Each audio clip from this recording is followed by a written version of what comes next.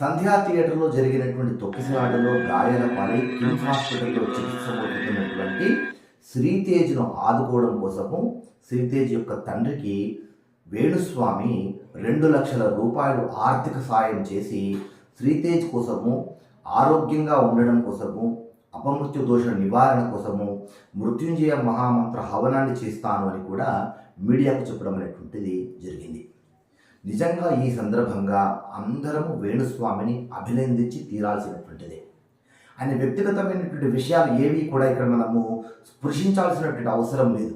ఆయన వ్యక్తిగతంగా ఆయన జీవితం ఎటువంటిది, ఆయన ఎలా సంపాదిస్తాడు, ఆయన అలవాట్లు ఏంటివి, ఇవేవి ఇప్పుడు మాట్లాడాల్సినటువంటి అవసరం లేదు. ఇప్పుడు ఆయన మానవత్వాన్ని చాటుకున్నటువంటి ఈ విషయాన్ని మాత్రం ఖచ్చితంగా అభినందించి తీరాల్సిందే. శ్రీతేజ్ గాయాల పాలై ఇప్పుడు చావు బతుకుల మధ్యలో ఉన్నటువంటి విషయం మనందరికీ తెలిసినటువంటిది.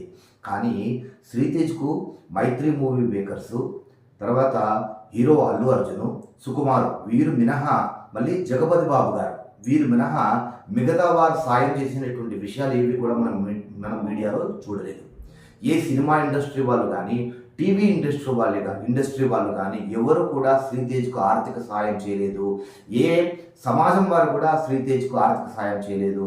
వాళ్ళందరికంటే భిన్నంగా వేణుస్వామి ఆయన మానవత్వాన్ని, గొప్ప మానవత్వాన్ని చాటుకున్నారు కనుక ఈ సందర్భంగా వేణుస్వామి వారికి హిందూ ధర్మ చక్రం తరఫున సెల్యూట్.